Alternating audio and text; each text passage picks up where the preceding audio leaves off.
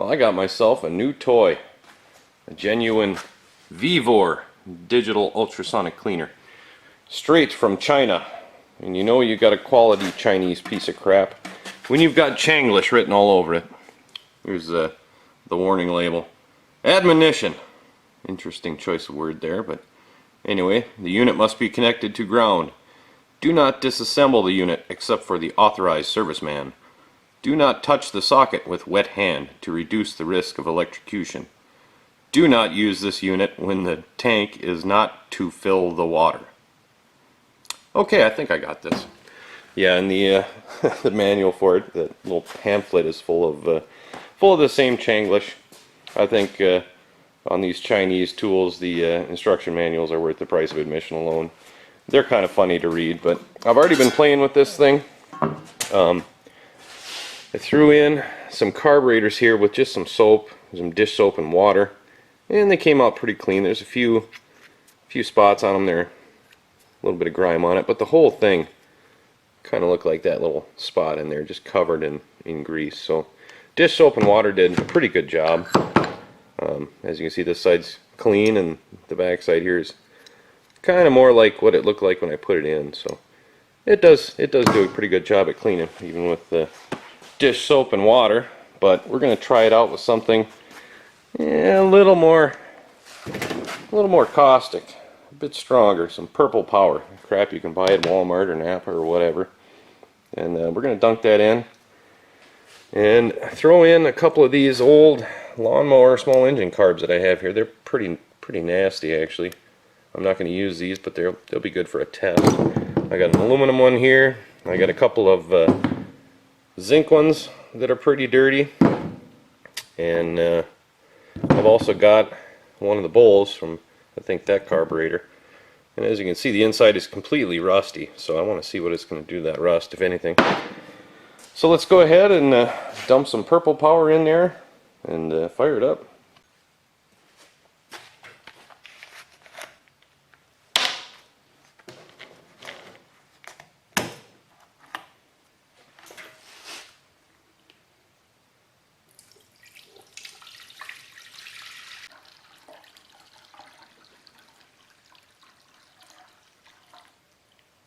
Now this one's the 6-liter unit, so an entire gallon will fit in there just fine.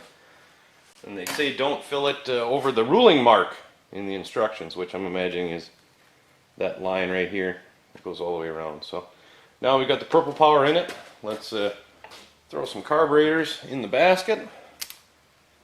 See if we can get this thing cooking. I don't know if it matters what way you put them in, but throw them in that way, see what happens. There we go. Alright, I got it plugged in and turned on. We'll set the timer to, and we'll go up to like a half hour. We'll really boil these suckers out. And yeah, we'll leave it at 50 degrees Celsius. I don't know what a good temperature would be, but it's at 19 now, so we'll throw it at 50 and see if it works. Turn the heater on, turn this thing on, and I guess we wait and see what happens. Well, our half hour is up. As you can see, it didn't quite reach the 50 degrees I set it for, but that's alright. I think it heated it up enough to do something anyway. And of course the next batch I do, now that the water's, or the solvent's already preheated, I can get it up to 50 pretty easy. So look inside here, we got a lot of little bubbles everywhere, so it looks like it did something. And I'm going to go ahead and just pull these out. And I got a bucket of water here. I'll rinse them off in, and then we'll see what they look like.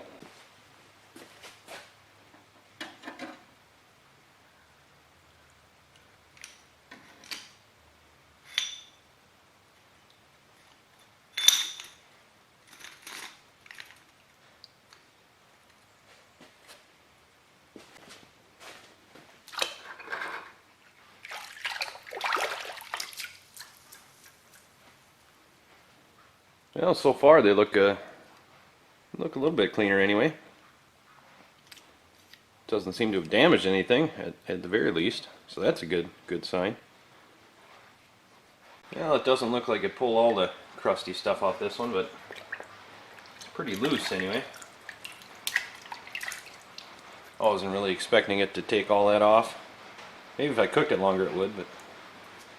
And amazingly, the bowl that was filled with rust actually looks cleaner. I wasn't expecting that. There's still some rust in the bottom, but it's way better than it was. Well, now that we've tested the purple stuff with these old junk carbs I wasn't worried about ruining, and it doesn't look like they're any worse for wear, I'm going to go ahead and give the big guy a try. Well, this one's got a lot of crud in it. I don't know how well you can see that, but I'm going to see if I can dump this whole thing in there and try to get that crap out of it. Hopefully it'll work. So I'm going to go ahead and dump this in, and this part, you can see that's really crusty. I'll back up a little bit.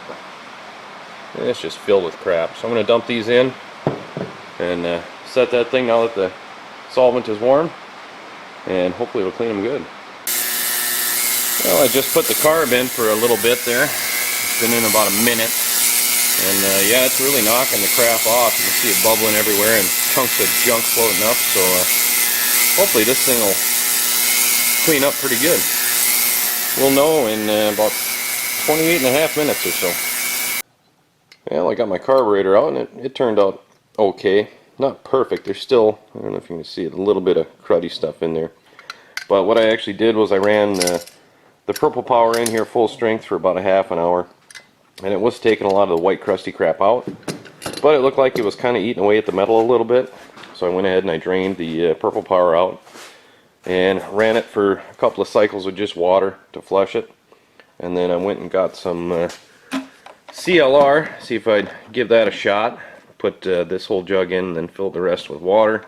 Ran that for a cycle, and it took care of most of the rest of the white crap. Like I said, there's still a little bit in there, but it's way cleaner than it was. And all the passages are clean, and you can see on this part it did a really good job. There's no more white junk on it, so that's cool. And then after the CLR, I ran it through 2 cycles of water again, just to make sure it's all the solvents are off of it, and that turned out pretty good. I think I can go ahead and put that back together now and see if it'll work. Well, now that I've got my carburetor clean, the thing that I really wanted to get done, I figured we'd test this thing out with some different solvents. So I got the LA's Totally Awesome stuff. I like this better than the purple power, just for degreasing crap. So I figured we'd try that. I'll do a mix of 50-50, this and water. And I figured for a test we'd throw in some old dirty spark plugs. There's some rust on this one, and all of them have carbon on the inside, so I want to see if it'll clean these up, just to see what happens. So I'm going to go ahead and mix that up and let it run for a half hour on high heat and see what it does. Well, I got the spark plugs out, and they look pretty darn good. I mean, they're not spotless, but look at how white that is. There's still a little bit of carbon on it, but for the most part, these spark plugs are pretty well clean. There's only one that still has a lot of crap on the inside of it, but the rest of them, they turned out pretty good. So now I'm just thinking of crap I can throw in there to see if it'll clean. So I'm thinking I'll take some of these old valves and just see if I can get some of the carbon and crap off of them. Valves, push rods.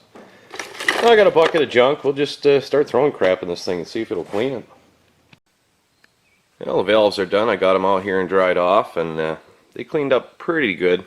Didn't get all the carbon off every valve, but the push rods came out real nice. And for comparison, here's some other ones that weren't cleaned.